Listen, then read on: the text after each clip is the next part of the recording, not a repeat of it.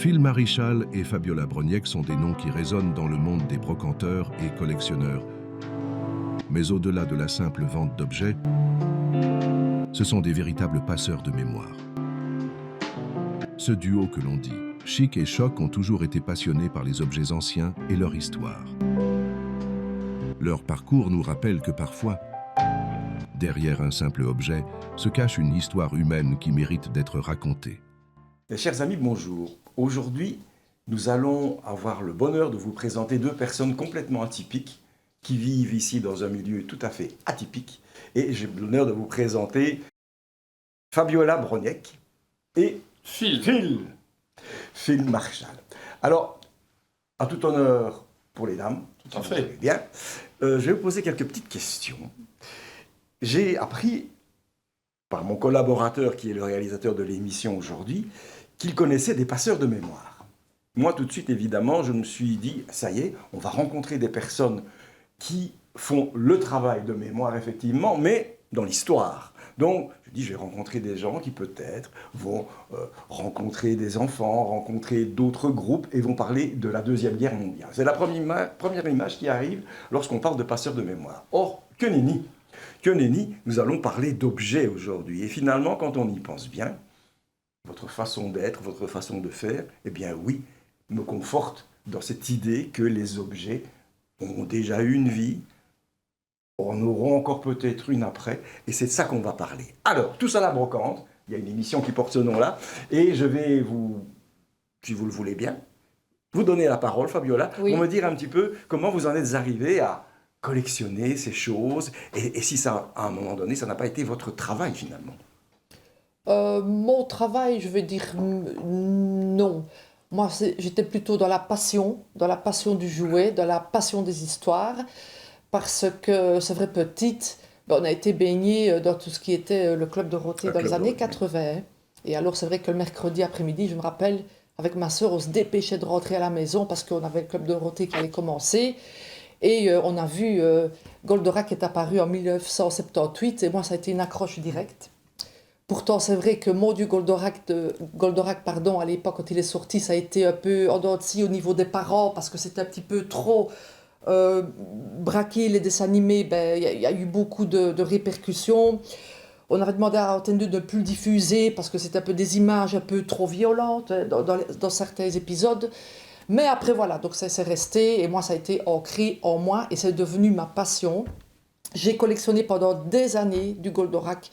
Donc ça allait, parce qu'évidemment, quand tous ces dessins animés-là sont sortis dans les années 70-80, toutes les grandes entreprises, les grandes enseignes ont pris donc, à partie donc, ces dessins animés pour en faire du merchandising, comme on appelle. Et ils ont fait des petits tailles-crayons, des cahiers, des mallettes. Et moi, oui, j'ai commencé à collectionner tous ces objets-là. Et j'avais une collection immense. Mais voilà, au fil du temps, il y a des choses que j'ai revendues, il y a des choses que j'avais en double, en triple. On a fait des échanges, puis j'ai rencontré des collectionneurs.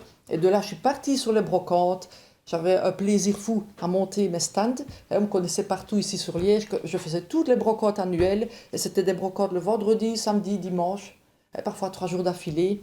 Mais voilà, c'était devenu vraiment une passion que j'adorais transmettre. Et j'achetais tous les bouquets, les revues des collectionneurs chineurs aussi, dans lesquelles j'aimais bien aussi me plonger pour un petit peu connaître l'histoire de l'objet. Et donc voilà, et j'adorais transmettre ça. Et quand je rencontrais mes amis collectionneurs en brocante, on passait des heures à parler collection. Et des fois, j'ignorais même mes ventes pour faire le social, parler de mes collections, parler de ventes. La relation entre, voilà, on adorait se transmettre la passion des objets, quoi. La passion des objets et puis le social. Tout à fait. Contact avec les gens. Le contact, très important. Moi, j'adore ça. Et d'ailleurs, j'ai toujours été, parce que j'ai fait l'événementiel aussi après, voilà, j'adorais toujours garder le contact humain, c'est important. Et vous, Phil, alors, votre histoire, elle commence comment? Elle commence comment? J'étais un petit peu un enfant turbulent. Oui. Et à un moment donné dans ma vie, il se fait que je me suis lancé dans le métier de brocanteur, Oui. un petit peu avant tout le monde. Parce que j'avais la chance d'avoir des parents et ils étaient dans la brocante, eux, par passion, parce qu'en fait, ils avaient retapé une vieille fermette. Et voilà, c'était l'époque du rustique. Hein. C'était tout des objets. Et je me suis attaché aux objets, j'ai commencé comme ça. Donc j'ai dû faire mes premières armes et me débrouiller financièrement parce que mes parents n'étaient pas riches. Et la première fois que j'ai ouvert mon registre de commerce, bah, c'était 1000 francs belges, sans accession, et j'ai commencé à me débrouiller ainsi. Voilà. C'est une très belle histoire. Moi, je suis très ému parce qu'on est en plein dans l'humain et ça, c'est aussi notre ADN. Alors, bon, vous avez eu chacun votre travail. Est-ce que il y a un objet dans tout ce que vous avez acquis, que vous avez collectionné, quelque chose dont vous ne vous séparez jamais? Oh, il y en a beaucoup. Il y en a beaucoup. Ben, déjà, tout ce qui est ici. Déjà, tout ce qui est ici, parce que moi, je suis tellement une personne, j'ai reçu beaucoup de cadeaux aussi. Oui. Voilà. Et moi, les cadeaux, déjà, ça, c'est hors de question de les vendre. Et il y a des choses qui me tiennent vraiment à cœur. Il y a des choses qui racontent des histoires. J'ai très dur à me séparer, moi, de mes objets. À part, oui, quand je les ai, voilà, au double, en triple, voilà, je veux des échanges. J'ai accumulé aussi beaucoup pendant toutes ces années de brocante, parce que on a une maladie, les collectionneurs, qui s'appelle la collectionnite, comme ça. C'est un petit mot qui est arrivé dans le jargon, je veux dire, des collectionneurs. Et une fois qu'on commence avec un objet, voilà, on était parti, et on ne peut pas s'empêcher, parfois aussi des achats compulsifs. Ce qu'il y a ici, hein, vous voyez l'univers dans lequel je vis. Et voilà, oui, non, moi j'ai très dur à me séparer des objets que j'ai chez moi. Hein. Oui, j'en connais d'autres, Très personnellement, j'en connais d'autres. Phil, vous, j'ai l'impression qu'il y a plein d'émotions quand on parle depuis un certain temps ensemble et il y a de l'émotion là-bas. Est-ce qu'il y a un souvenir dans votre travail de brocanteur qui vous a ému, qui vous a touché plus profondément? Il y a quelque chose comme ça qui est arrivé? Il y en a pas mal. Il y en a pas mal, mais lequel je vais trouver, ça c'est une question, je m'y attendais pas. Ah bah non, on prépare pas, c'est comme ça. Pas. Mais je vois que vous avez les larmes aux yeux, donc c'est qu'il y a eu des choses difficiles. Oui, difficiles, mais moi je préfère aller dans le positif. C'est-à-dire que par exemple, j'étais très étonné lorsque j'ai été faire par exemple un petit travail, parce que j'ai aussi fait de l'associatif assez rapidement dans ma vie, bien que c'est arrivé par un cheminement compliqué. Et donc j'ai rebondi sur un petit peu l'humain, que je voulais me retrouver. Donc quand j'ai fait de l'associatif, il y a des choses qui... J'ai été vidé par exemple chez une dame, ça c'est un véritable exemple. Donc je l'ai débrouillé un peu, parce qu'il n'y a pas que l'aspect financier. Jamais. Il faut. D'ailleurs, je peux le dire, je suis un petit indépendant très modeste. C'est compliqué par les temps qui courent. Pourquoi? Parce que je me suis peut-être toujours un peu oublié. Et voilà, bon, ça ce sont des choix aussi. Les mauvaises expériences de vie. Et pour rebondir, c'est pas évident. Donc l'aspect financier, oui, on en a besoin. Il faut malheureusement faire face à tout ce qui est journalier. Voilà, quotidien, facture. Et un jour, je dépatouille un peu cette dame. Et elle était très satisfaite de moi. Ben, moi, j'ai fait mon travail, quoi. Et quelques années après, j'ai appris qu'elle était décédée. Et j'ai été appelé par ses enfants. Et donc, elle n'avait jamais oublié que je l'avais aidée. Et ses enfants, ils ont dit, il était indiqué quelque part, il n'y a pas de testament, mais c'est absolument vous qui devez vider la maison. Donc voilà, ça s'est passé comme ça, mais pas qu'une fois. C'est arrivé plusieurs fois dans ma vie où on m'a rappelé après que j'ai appris qu'elle était décédée, la personne, et qu'on m'a demandé de vider la maison parce qu'ils avaient confiance et qu'il fallait respecter. Mais on était aussi tombés dans des familles qui respectaient eux-mêmes leurs parents. Oui. Voilà. Oui, c'est beau comme histoire. Hein? Ben oui. Je voulais vous poser une question aussi. Est-ce que les objets ont une odeur pour vous? Est-ce qu'il y a quelque chose, quand vous entrez en contact avec peut-être d'autres collectionneurs, peut-être quand vous remémorez ce que vous avez fait comme travail au niveau des collections, est-ce qu'il y a une odeur? Est-ce qu'il y a, quand je dis odeur, c'est souvenir évidemment que je veux aussi évoquer. Est-ce que telle chose, je dis, ah oui, je me rappelle de ça. Est-ce que ceci, c'est un bon souvenir, ça c'est un mauvais? Regardez juste là, par exemple, au-dessus, si vous voyez à côté de l'horloge Mickey, oui, ça ce sont des objets pour moi qui ont une âme. C'est tout bête, mais ce sont des petits sujets qu'on recevait à l'époque. Voilà, c'est ma grand-mère qui amenait par exemple des bûches de Noël. Et alors il y avait ces petits sujets-là en plastique. qu'on avait. Maintenant, on va montrer ça à nos enfants, ils vont nous dire oui, oh, c'est laid, c'est moche. Mais nous, moi par exemple, ça, ces petits sujets-là, ça me directement quand je les vois, ça me rappelle tout de suite le Noël où on était tous réunis, hein, en famille. C'est plus les Noëls comme maintenant, hein. C'était des Noëls d'avant où toute la famille était là. On avait notre bûche là au milieu et on avait, oui, le petit lutin, on avait le petit cerf, on avait la petite crèche en plastique. Voilà, c'est tout bête, mais ce sont des choses qui nous rattachent à la nostalgie de notre enfance. Ça, voilà, ce sont des objets pour moi qui ont une âme. Je me sens très proche de vous, si je peux me le permettre, parce qu'effectivement, moi aussi, je ressens ce genre de choses. Je suis pas brocanteur, mais je suis aussi collectionneur. Oui, oui. Donc, je comprends très, très bien. On va avancer dans notre petite émission, parce qu'en fait, on parle de choses qui sont hyper intéressantes, votre travail, vous aussi, et vos difficultés, et ça, c'est très, très émouvant. Mais il y a une finalité derrière tout ça. Depuis que je vous connais, c'est-à-dire 10 minutes, il y a déjà quelque chose qui est passé et où il y a surtout de l'humain, de l'humanisme. Alors, je sais que notre reportage, c'est un petit peu faire connaissance avec vous en tant que brocanteur, en tant qu'homme de travail manuel, mais il y a quelque chose de plus important derrière, c'est que vous avez un projet. Vous êtes des humanistes, vous m'avez raconté un petit peu votre histoire, vous venez en aide à des personnes qui sont en difficulté, et je voudrais bien maintenant qu'on aborde le sujet, si vous le voulez. On va commencer donc par l'historique. Faut pas oublier, il faut surtout ne pas l'oublier. Donc nous sommes, moi et Fabiola, ce qu'on appelle le duo chic et choc. Voilà, bon. Qui est chic, qui est choc. Ouais. Et donc c'est vrai que c'est pas le côté bling bling, mais il est là. Ouais, on est ce duo-là. Celle qui a un petit peu lancé le terme, et après c'était repris par tout le monde, je crois que tout le monde est d'accord. Le passeur de mémoire, c'est pas qu'un mot. Le passeur de mémoire, c'est une philosophie. J'ai commencé à l'avoir un petit peu avant la période Covid, cette philosophie-là, et il y a eu le Covid. Donc je me suis retrouvé en quarantaine dans mon aquarium, comme beaucoup, et moi c'est impossible de rester enfermé. Bon. Alors, enfermé, de 1, vivre, ne pas user du droit passerelle, je voulais pas, ne pas provoquer les choses, j'avais pas envie de me retrouver au chômage pendant 6 mois et aller voir ce qui allait venir. Non, moi c'est les responsabilités. Je ne pouvais pas lâcher mes gens, je ne pouvais pas lâcher les lois sociales, je ne pouvais pas lâcher mon proprio, voilà, donc ça c'était indispensable. Je me suis dit, qu'est-ce que je vais faire ? Et ça a quand même duré quelques mois comme ça, hein. Donc j'avais mon magasin fermé, plus moyen de faire rentrer de l'argent. Mais j'étais vraiment rempli d'objets, le magasin il tournait bien, c'était sur rendez-vous, c'était aussi particulier. Les gens venaient sur rendez-vous et tout était à vendre chez moi. Donc jusque dans ma cuisine, il n'y a que dans ma chambre, ma salle de bain, on n'allait pas, mais partout dans ma maison, tout était à vendre. Donc c'était déjà un concept particulier. Donc Covid est arrivé, je voyais une fille, parce que là, ça existait déjà, ce qu'on fait là maintenant, les lives.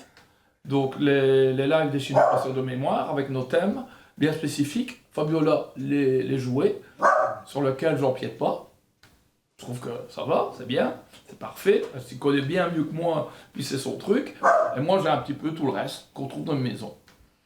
Et donc, du coup, je voyais les filles qui vendaient des vêtements en dressing, là, en live. Ça existait déjà, hein, attention. Donc elles vendaient des vêtements, leurs sacs, leur rouge à lèvres. C'était ça, dressing filles. Il y avait avec des filles qui faisaient des lives, il n'y avait pas d'hommes. Je me dis, j'ai pas le choix. Si je peux pas aller à la brocante, que je peux plus ouvrir mon magasin, je vais faire un test avec des lives. Et donc j'ai ouvert innocemment sur mon profil. Je sais pas comment c'est mon premier live comme ça. Et j'ai commencé à vendre le contenu de mon magasin.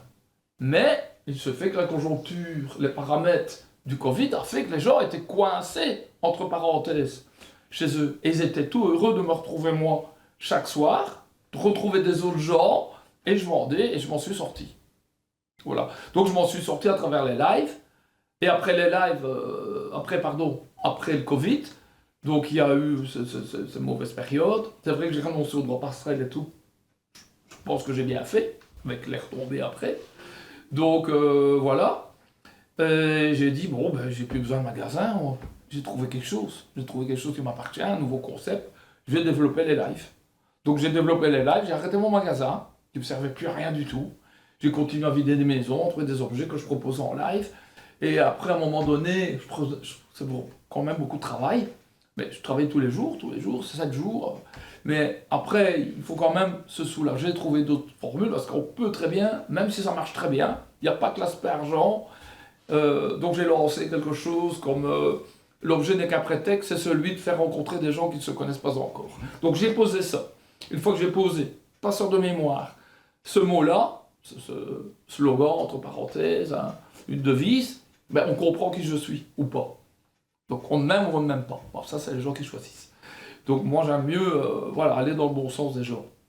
Donc j'étais sur quoi? Parce que je m'en vais dans tous les sens, mais en même temps, on est sur un fil rouge. Oui, mais ça, c'est l'histoire, Ouais. elle est émouvante. Mais il y a maintenant un projet, et je crois que ça, il faut peut-être que l'on en Oui, parle. donc du coup, la philosophie, la communauté, les Chinois personnes des moi, je travaillais vraiment beaucoup. Je me dis, je voudrais bien me faire soulager à un moment donné. Je me dis, je sais pas, quelque chose. Nos personnes avec moi. Et je suis tombé sur le profil de Fabiola parce qu'on me l'a présenté et on me l'a vraiment mis en avant. Je te recommande cette personne-là. Donc je voulais une figure féminine pour faire un peu mieux. On est toujours là, 6 ans après. Parce qu'on en est à 6 ans d'activité. 6 ans déjà, oui. Nous sommes réellement les références dans ce que nous sommes. Voilà, nous sommes les références, sans prétention, mais en faisant le travail tous les jours, au quotidien. C'est un énorme travail. Donc j'ai pas oublié ça. Je rencontre Fabiola, humaine, moi humain. Je dis écoute, on va pas en rester là, j'ai envie de faire des choses. Et accidentellement, de la vie, on a eu des causes à défendre. Donc on a fait pour les animaux, nous avons fait pour un petit enfant malade, on est toujours présent d'ailleurs autour de lui, encore. On a l'aide à l'Ukraine, Fabiola, de ses racines, de ses origines, elle est concernée. Elle se sent plus concernée que d'autres, puisqu'elle fait des convois humanitaires, elle connaît la langue, donc on ramène des jouets pour l'aide à l'Ukraine dans des foyers où c'est que des orphelins. Donc là, ça vient de se passer. Le convoi vient de revenir il y a 10 jours. Et donc, on a distribué les jouets pour Noël. Voilà. Mais, tout en venant, on veut encadrer encore plus cet aspect-là pour que légitimement et officiellement, on puisse faire mieux, qu'on puisse être crédible également. Donc, j'ai déposé les statuts qui sont en train de se conforter, au Moniteur belge, pour avoir un nom pour notre association qui redistribue là ou là ou là. Il faut que ça reste vraiment concret et qu'on n'ait rien à nous reprocher aussi surtout, puisque nous, on n'est pas intéressés. Vous rappelez le nom de votre association?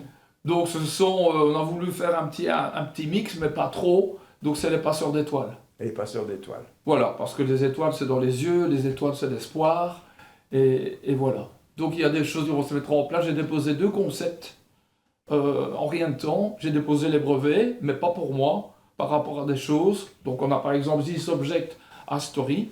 Donc c'est des objets qui sont offerts par des artistes par exemple.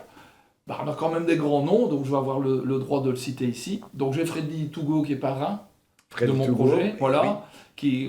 On devient, voilà, on sympathise beaucoup. Philippe Boxo, que je ne peux plus citer. Philippe Boxo. Voilà, donc il nous a offert quelque chose de particulier. J'ai un objet dérivé qu'on va dévoiler bientôt, unique en son genre, qui va dédicacer, qui va être vendu.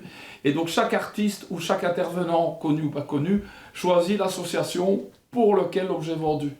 Mais sur cet objet, il y a un code QR qui raconte l'histoire de l'objet. Donc si un jour il disparaît de la circulation, avec le code QR, on peut retrouver l'historique de l'objet. Et j'ai déposé un autre concept, c'est un peu lié à ça aussi, ça concerne les animaux, ça s'appelle reliquaire. Donc là, ce sont des petites urnes funéraires, par exemple, avec les cendres des animaux. Ça se fait beaucoup maintenant, oui. Voilà, oui et non, oui, voilà. L'idée où j'ai déposé le concept, c'est pour le code QR. Oui, oui. Donc, le code QR va être relié. Je parlais de l'urne, moi. Oui, l'urne, voilà. On garde de plus en plus. C'est ça. Donc les cendres, et donc sur le code QR, il y a l'historique de l'animal aussi. C'est un peu personnel et tout, mais on peut développer une page sur un site. Il faut faire un peu d'argent pour réaliser ce site, donc j'en suis là. Pour l'instant, c'est pas encore fait parce que ça coûte de l'argent, mais les 2 projets ont été déposés. Intellectuellement, il fallait que je le fasse pour pas me faire gauler l'idée entre parenthèses et justement des fins mercantiles, que là, franchement, c'est pour du caritatif. Alors là, à chaque fois qu'on vendra un reliquaire, grâce par exemple à une SPA, un refuge, des gens qui sont actifs dans le monde animal, eh bien, on va dire à 95%, à 100%, ce sera reversé pour des causes animales. Ah ben, magnifique. Écoutez, au départ, on était venu pour représenter des collectionneurs, des brocanteurs, et puis on débouche sur des humanistes. Tout à fait, oui. Quoi d'autre? Quoi d'autre? Je vous remercie pour ça, je vous remercie de nous avoir accueillis ici. Ah, merci à vous. Comme vous avez eu un projet humaniste, ben on va être là pour vous suivre. C'est gentil, merci. On va vous soutenir. Je pense que les gens qui nous regardent aujourd'hui auront une petite pensée émue parce que c'est vrai qu'on parle des animaux, mais on a aussi parlé des gens qui sont malheureux. On a évoqué le problème de l'Ukraine. Mais voilà, que dire de plus? On se reverra bientôt et on tiendra de toute façon les gens au courant de l'évolution de votre association qui, je l'espère, va bien marcher. Avec Boxo et notre ami Freddy Litour. Et puis il y en a d'autres qui viennent se greffer. Je suis sûr que oui. Je suis sûr que vous aurez Ouais. d'autres personnes qui vont venir parce que je crois que Ouais. on se grandit toujours quand on pense comme ça. Je vous remercie beaucoup. Merci. À très très bientôt parce qu'on va Merci se à vous, revoir. Merci beaucoup. C'est bien. Au revoir.